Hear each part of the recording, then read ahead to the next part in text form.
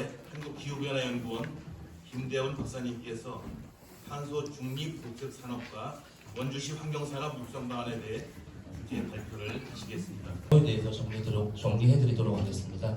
다음으로 이제 국내외 탄소 중립 사례에 대해서 간략히 말씀드리고요.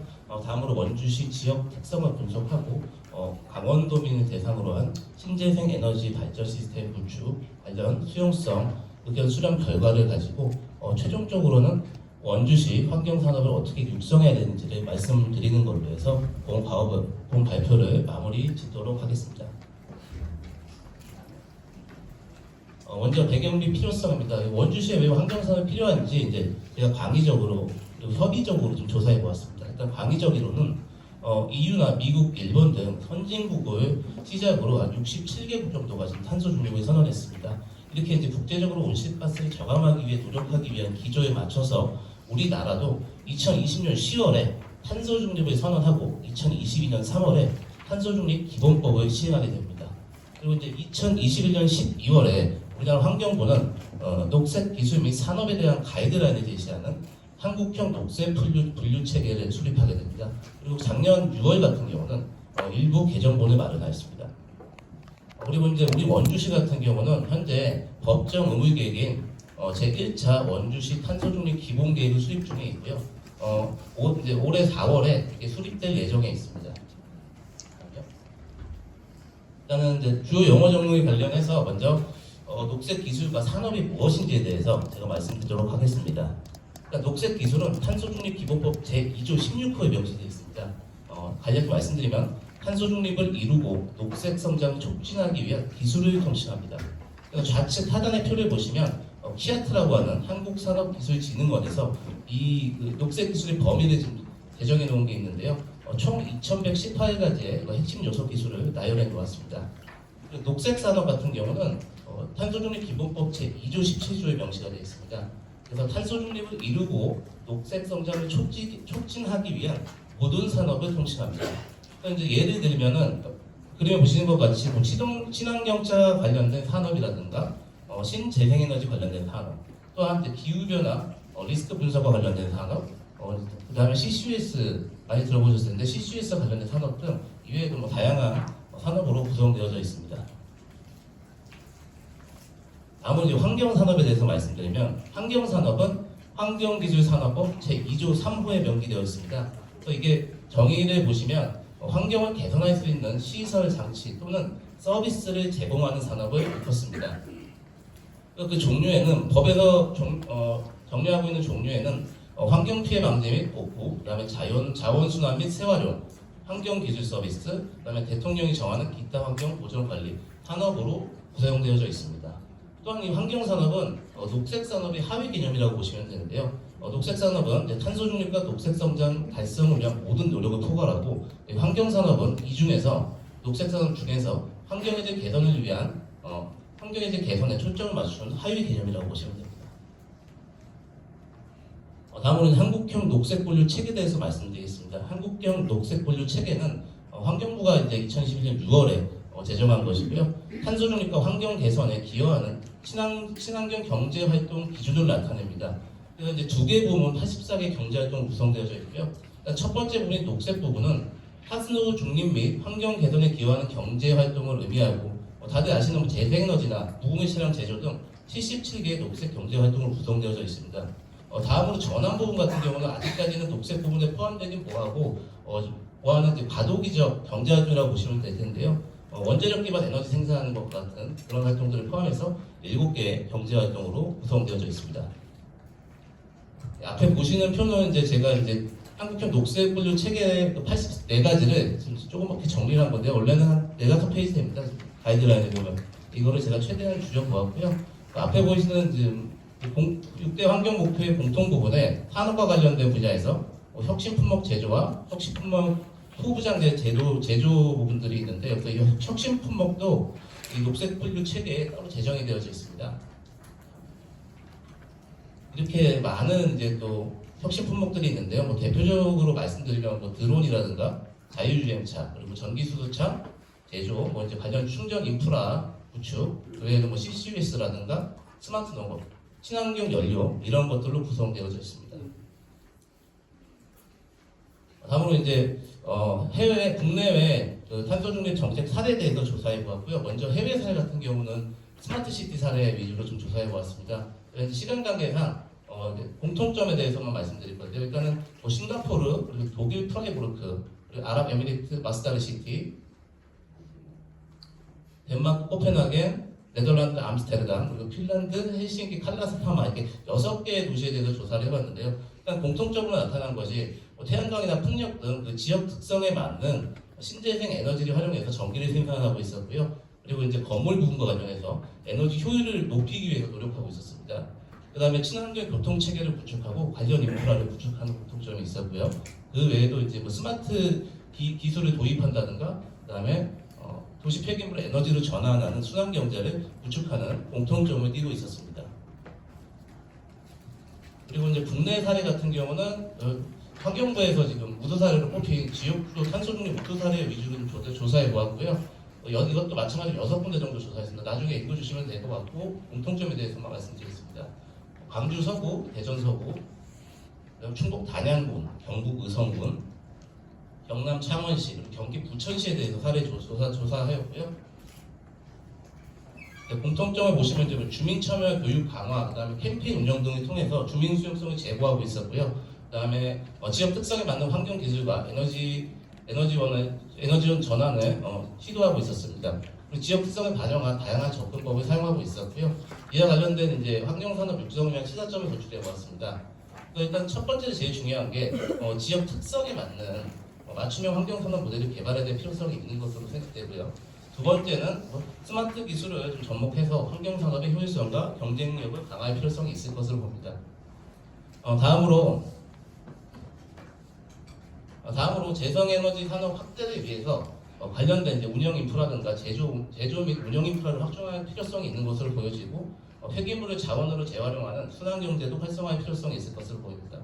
다음으로 이제 교통수단 같은 경우도 친환경 교통 산업화도 필요할 것으로 보여지고요. 다음으로 이제 기업 주민 참여 강화를 위해서 민간 협력 확대도 필요할 것으로 보여집니다.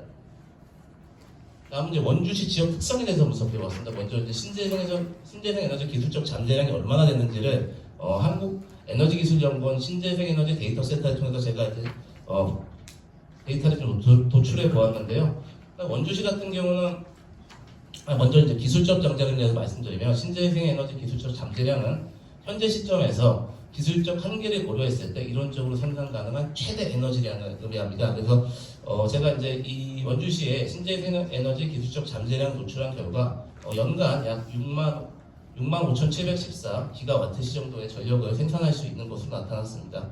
이 중에서 가장 우세하게 나타났던 에너지원은 태양열과 태양광이었고요. 이에 따라서 원주시에 만약에 재생에너지 관련된 설비들을 구축하게 된다면 태양에너지 위주의 이제 재생에너지 발전 설비를 구축하는 것이 유리할 것으로 좀 분석되어졌습니다.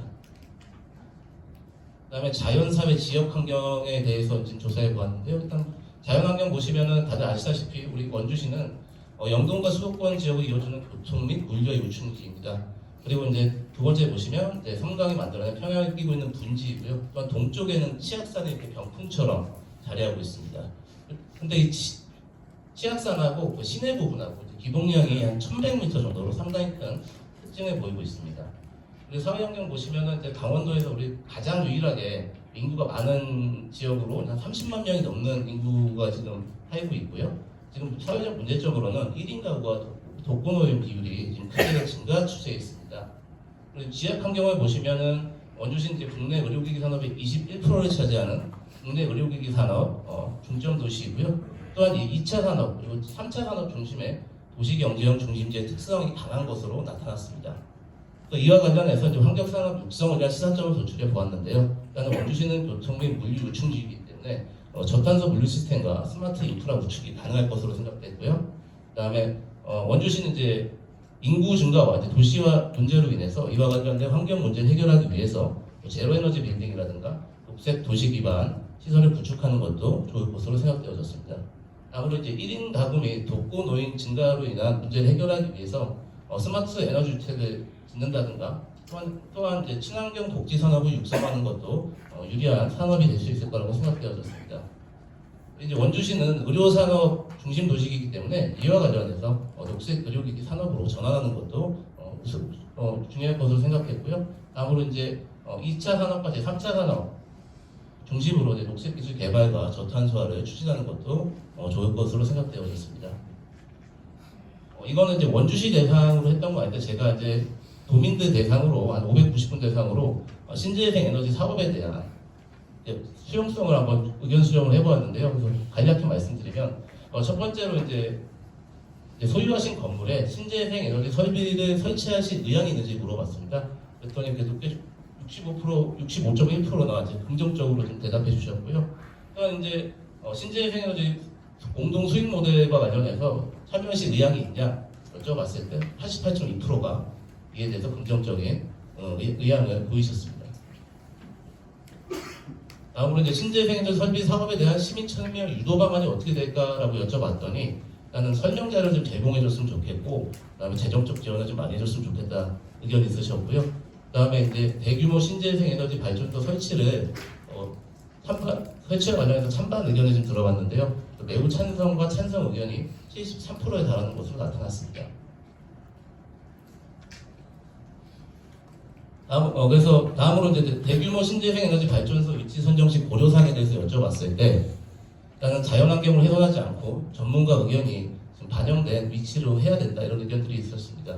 이걸 정리해 봤을 때 환경산업 육성 및 주민 수용성을 이제 높이기 위해서는 행재정적 지원 정책을 강화하고 또한 시민 대상 홍보와 교육을 확대하며 또한 환경 보호와 안전성을 고려한 사업을 시행할 필요성이 있을 것으로 시사점을 도출하였습니다.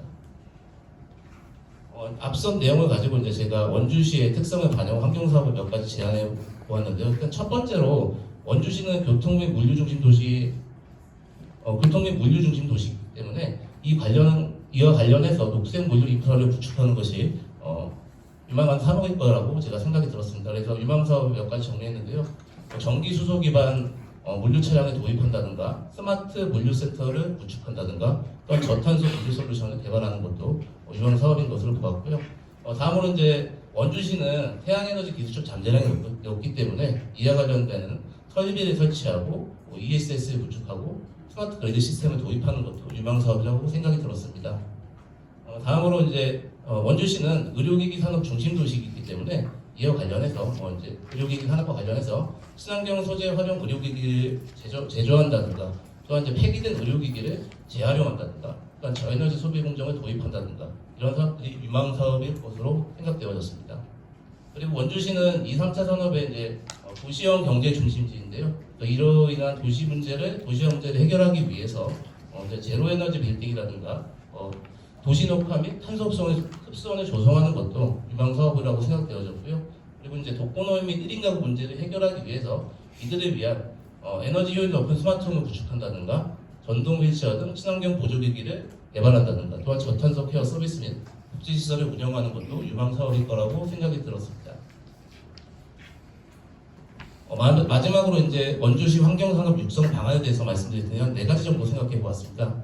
일단 이제 원주시에서 이제 환경산업을 유치하기 위한 기업에 대해서 세제 혜택이나 보조금 지원 그리고 규제 완화 정도 이건 필요할 것으로 보여지고요. 다음으로 이제 관내 연구기관 및 대학과 협력을 강화하고 환경산업 R&D 클러스터를 조성하는 것도 유리할 것으로 보여집니다.